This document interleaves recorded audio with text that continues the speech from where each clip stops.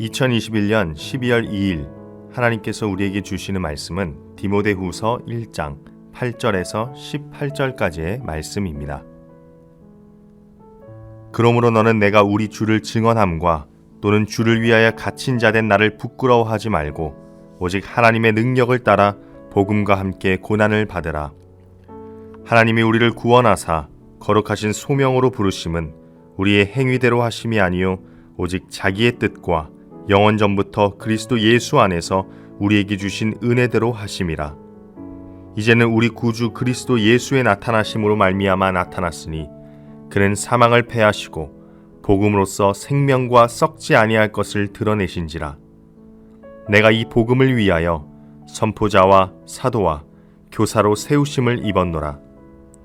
이로 말미암아 내가 또 이 고난을 받되 부끄러워하지 아니함은 내가 믿는 자를 내가 알고 또한 내가 의탁한 것을 그날까지 그가 능히 지키실 줄을 확신함이라.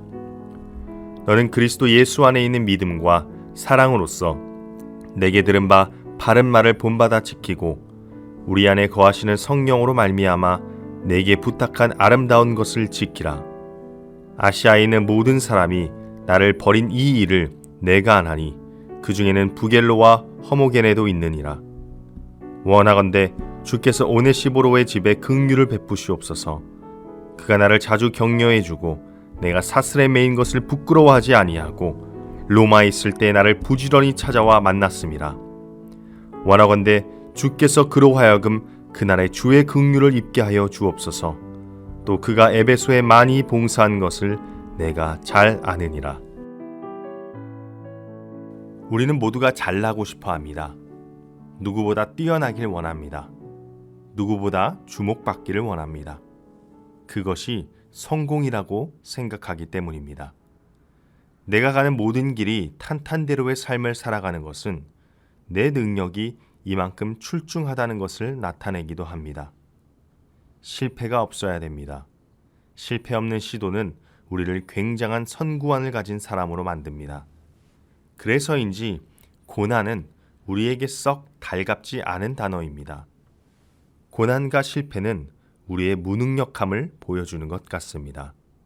실패에 대비하지 않은 사람, 시대의 기류를 잘 읽지 못하는 사람처럼 보이는 사람이 바로 고난 중에 있는 사람이라고 생각합니다. 오늘 본문에서 디모데에게 편지를 보내는 바울도 이리 보일 수 있는 사람입니다. 왜냐하면 그는 지금 감옥에 갇힌 사람이기 때문입니다. 고난 중에 있는 사람입니다. 감옥은 자신이 거주하는 그 지역, 더 나아가 세상의 기준에 반했을 때 들어가는 곳입니다. 그러므로 그는 로마 시대의 감옥에 가야만 하는 어떤 무능력함을 보였기에 그는 고난 중에, 즉 옥에 갇혀 있는 상황입니다. 이런 바울을 부끄러워 떠난 사람들도 있었습니다. 오늘 후반부에 나오는 15절을 먼저 살펴보겠습니다. 15절에 고난 중에 있는 바울을 버린 사람이 있습니다. 바울은 말합니다. 아시아에 있는 모든 사람이 나를 버린 이 일을 내가 아나니 그 중에는 부겔로와 허모게네도 있느니라. 그들은 바울이 부끄러웠습니다. 고난 중에 있었기 때문입니다. 그래서 그를 떠납니다. 그렇다면 바울은 무엇 때문에 고난을 당하고 있으며 무엇 때문에 사람들이 그를 부끄러워했을까요? 바로 복음 때문입니다. 바울은 복음 때문에 고난을 당하고 있습니다. 그리고 복음을 가지고 고난당하는 바울을 몇몇 사람들은 굉장히 부끄러워했습니다. 그러나 오늘 사도 바울은 당당히 디모데에게 말합니다.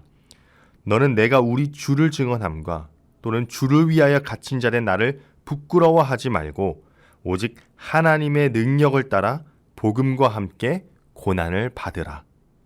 그는 이 고난을 자랑스러워합니다. 왜냐하면 이 고난은 복음 때문에 온 고난이기 때문입니다.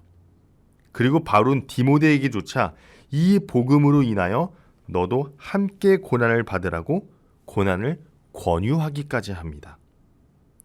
도대체 이 복음이 무엇이기에 바울은 복음 때문에 오는 고난도 기쁨으로 감당할 수 있었으며 복음 때문에 오는 고난을 권면하고 있는 것일까요?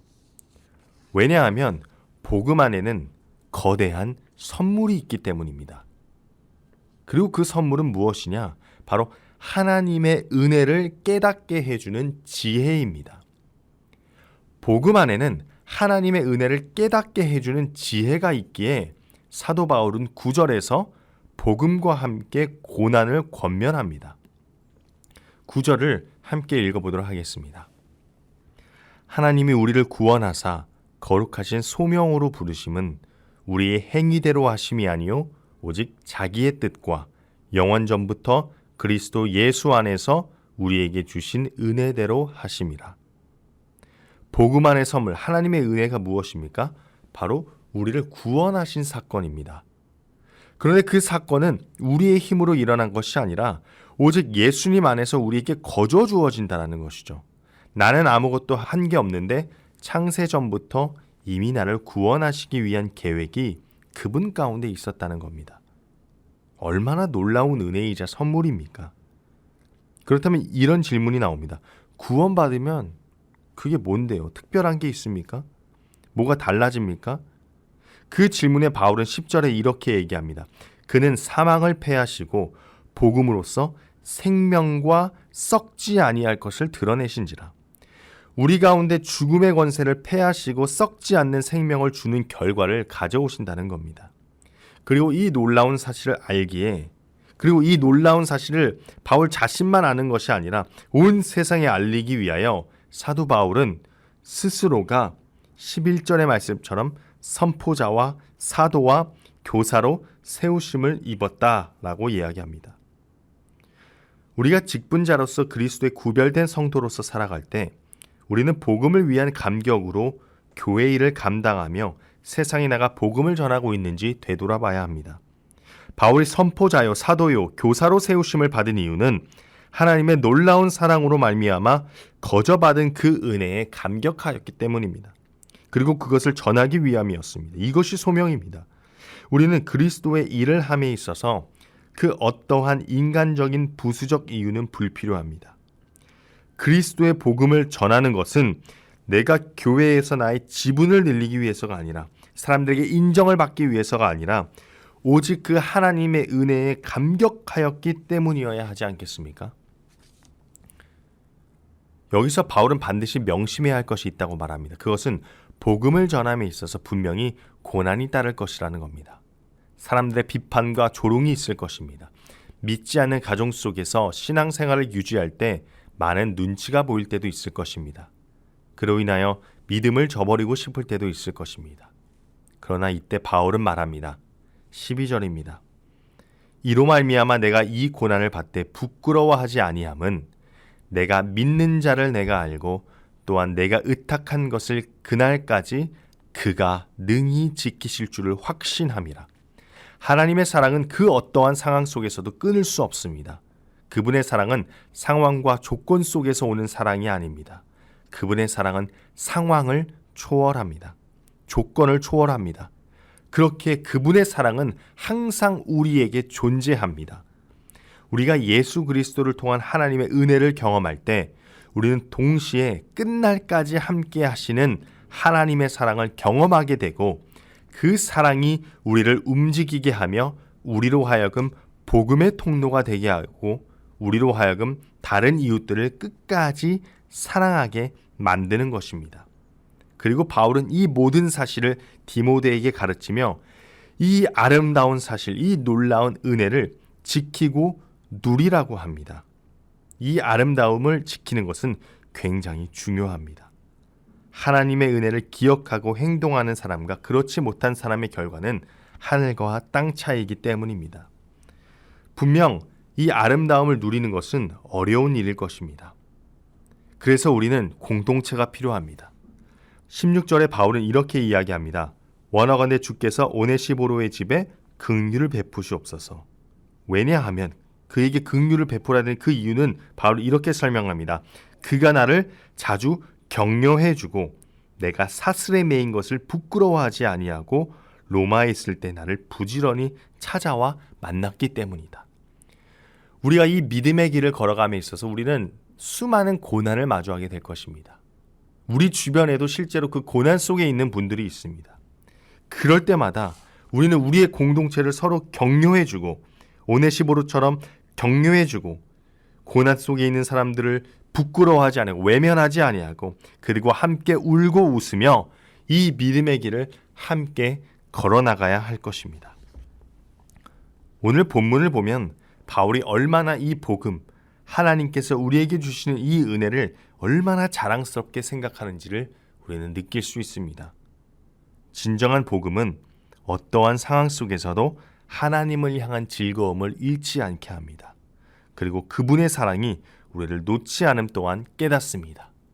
그분의 사랑이 항상 매 삶, 우리의 삶 순간순간에 존재하는 것을 우리는 확신하기에 우리는 그 어떠한 상황 속에서도 믿음으로 모든 것을 능히 이길 수 있는 것입니다. 사랑하는 연동교회 성도 여러분, 하나님의 사랑을 믿으십시오. 그리고 복음을 부끄러워하지 마십시오. 그럴 때 하나님은 우리를 존귀하게 여기실 것입니다. 기도하겠습니다. 하나님 감사합니다. 하나님 우리에게 하나님의 그 놀라운 은혜, 복음을 마주하게 하시니 참으로 감사합니다. 하나님이 우리가 이 복음을 머리로만 아는 것이 아니라 마음속에 깊이 간직하고 그리고 이 복음을 우리 주변에 나누며 하나님의 그 사랑이 우리를 통하여 이 세상 모든 곳에 스며들 수 있게 하여 주시옵소서. 예수님의 이름으로 기도합니다. 아멘.